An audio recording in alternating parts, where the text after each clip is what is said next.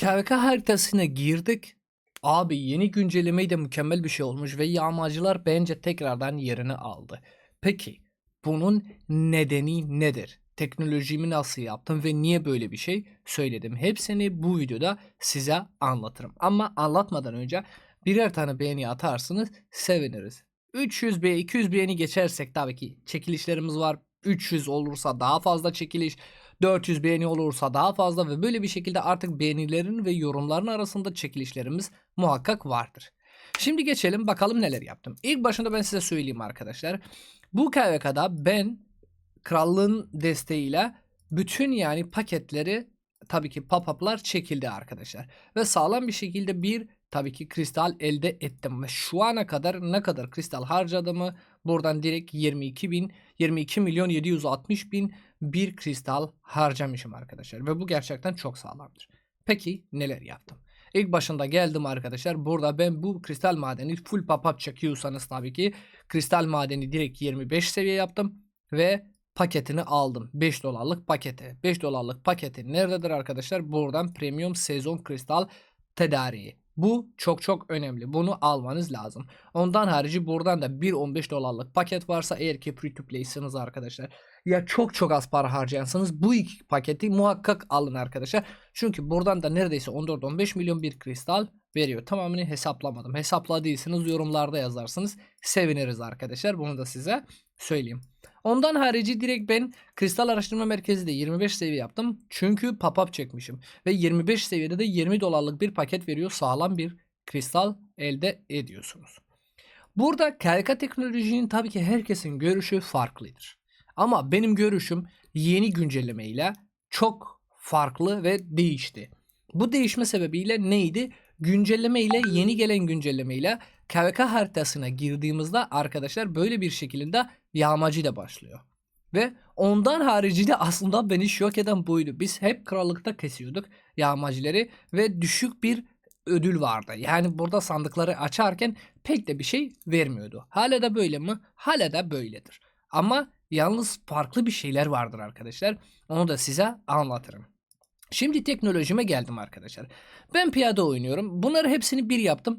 Bunların bir yapması da zaten sonradan ben bunları hepsini yapmam gerekiyor. Bunları bir bir yaptım arkadaşlar. Şu an en azından kafam rahat olsun. Yanlış diyebilirsiniz. Bunu haklı buluyorum sizi. Ama ben 2 kıta 3 kıta piyadem var. Bir kıta süvari bir kıta okçum var. Burada süvari ve okçumu da 5-5 yaparım. Çünkü buradan da sağlam bir puan alıyorum. Saldırı, intikal hızı ve böyle bir şekilde. Piyadelerimi 5-5 yaptım. İlk hedefim neydi? İlk hedefim yani bunu silah başına 10 yapmadan kestirme yolları biri ve kestirme yolların 2'yi 10 yapmaktır. İşte bunları geçmek için çok şey değişecek. Yani burada kestirme yolları 10 yapması için burada kestirme yolları 10 olacak. Ondan sonrası geliyorsunuz burada 6-7'ye kadar gidiyor. Ondan sonrası diyor ki su verilmiş bıçakları 5 yapacaksın. Onu da 5 yapması için buralara gelmen lazım ve sonra da kestirme yolları. Ama en önemli şeylerden birisi oyuna girdim, haritaya girdim ve en önemli şeylerden birisi kültürler alışveriş ve barbar ganimetleri. Ben kültürler alışverişi 15 yapmadan önce de barbar ganimetlerini yaptım. Şimdi birçok kişi bana bu yanlış diyebilir. Benim görüşüm farklıdır. Sizin görüşünüz de farklı olacak. Peki bu fark nereden geliyor? Yani neler olacak? Şimdi ben burada bunu yaptım. Barbarlarına verilen hasarını boş verin. Kazanılan kristali %25 artırıyor arkadaşlar. Ben Kelka haritasına girdim ve sürekli kesmeye başladım. Ama neye? Yağmacıya. Peki bunu o yüzden zaten 15 yaptım. Yağmacıyı niye kesiyorum onları da size söyleyeyim. Ama ondan harici bana güvenin ve bunu yapın bence. Ve buradan da tabii ki ne kadar doğru olduğunu da yorumlarda da siz yazabilirsiniz. Belki ben yanlış yapmışım. Sonra da kültürel alışverişi 15 yaptım. Karauk raporunu yükselttim. Niye? Buradan da Karauk'tan geliyor. Kristal geliri geliyor. %50, %60, %70 ve %100'e kadar tabii ki yükselecek. Affedersiniz. Buradan bunun nedeniyle Karauk'un burada direkt Fetih Savaşı'nda burada kara ok var ve burada saat başı ile size tabii ki daha fazla bir kristal veriyor. Ben ona kadar yükselttim. Çok fazla da yatırım yapmak istemedim açıkçası bununla. Çünkü bu fazla teknoloji ve fazla kristala harcamasa gerek yok. Ama burada bu ikisini 15 yaptım. Ondan sonrası ben sadece piyade oynadığım için burada su verilmiş bıçaklar 2 oldu. Yıldızı 3 yaptım. Buradan da bunu yaptım. Ama buradan durmuyorum arkadaşlar. Burada daha kamp ve buralara girmek istiyorum aslında. Demir piyadeyi 2'ye kadar gidiyor yani. Ondan harici gitmiyor. Ha, isterseniz buraya kadar gelebiliyorsunuz. Yani az para harcayan oyuncu bence buraya kadar gelmesi daha mantıklıdır. Hatta bizim gibi yani sadece pop-up çeken. Ve burada bunları yükseltirim. Yani su verilmiş bıçaklar, burada yıldız metali kalkanlar ve seri intikali. Artık bunları yükseltmemiz lazım. Süvariyseniz süvari, okçuysanız okçu. Zon 4'te buraya kadar gelmeniz gerekiyor. Şimdi gelelim burada bahar ganimetleri. Bahar ganimetleri 15 yaptığımda eskiden biz haritada, krallık haritasında, yani kendi krallığımızın haritasında yağmacı kesiyorduk ve eski yani normal barbar ne ödül veriyorsa onu veriyordu, artı sandık. Ama KVK haritasına girdiğimizde arkadaşlar bu işin rengi değişti güncellemeleriyle birlikte. Yani burada bir barbarı keserken arkadaşlar ne kadar eylem puanı istiyor? 60. Tamam mı? Bir normal barbar keserken, bir tane de yağmacıyı da keserken arkadaşlar buradan 60 istiyor. Yani her ikisi de aynıdır. Ancak fark nereden başlıyor? Burada ödüller barbarda kristal veriyordu ve herkes diyordu ki Fethi sezonda barbar kesin kristal veriyordu. Tamam mı? Ve hızlandırmalar şeylerde mesela 20 tane bir dakikalık. Ama yağmacıya geldiğimizde burada yağmacıyı da tabii ki kristali veriyor yine de. Barbara kadar hızlandırma da veriyor. Eylem puanı, pardon, XP kitabı, kaynak ve materyalde veriyordu. Artık materyaller farklıdır. Yani ne anlama geliyor? Ben 2 gün boyunca eğer ki eylem puanı ile ben sadece yağmacı kesersem hem burada sağlam bir kristal harcı alıyorum ve burada gördüğünüz gibi kristallar ekleniyor. Ben sabah 0 bir kristalim vardı, şu an 714k kristalim vardı ve buradan da çok da fazla bir sıralamada gelmedim, yani 11. sıradayım daha doğrusu.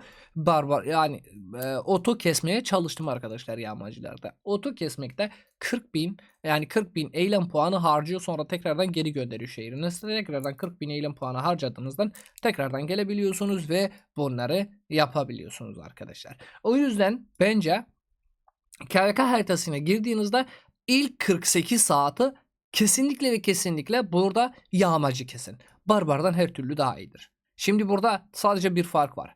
Yağmacı keserken arkadaşlar ve barbar keserken fark nedir? Barbar keserken KVK haritasında biz daha fazla hızlandırma için alıyorduk. Daha fazla kaynak cevher için alıyorduk. Ama şu an ikisi de eşit oldu. Sadece fark nereden geliyor? Barbar keserken arkadaşlar liderlik tablosunda bireysel onur puanında onur puanı kasabiliyorsunuz. Ama yağmacı keserken arkadaşlar bireysel onur puanı gelmiyor. Yani ben sabahtan dün akşamda saat 4'ten beri ben barbar kesiyorum. Şu ana kadar 750 zaten onur kaydım var. Yani onur puanı size vermiyor. Ama onur puanın yerinde arkadaşlar burada ben bu sandıklarım vardır. Ve bu sandıkların verdiği cevher, verdiği materyal, verdiği kaynaklar haddi var hesabı yok. O yüzden kesinlikle ve kesinlikle bence artık ilk 48 saat yani yağmacı kesebiliyorsunuz. Az para harcayıyorsunuz, az para harcayan oyuncuysunuz bile.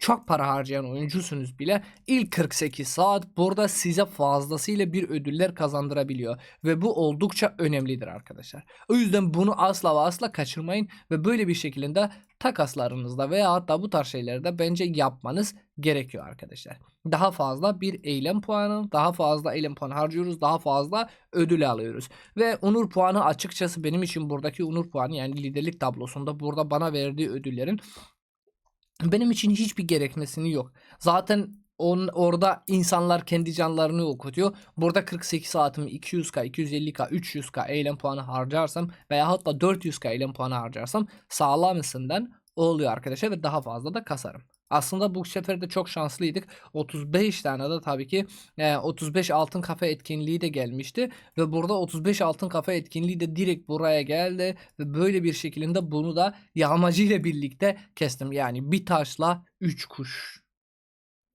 Gayet iyidir. Yani devam ki.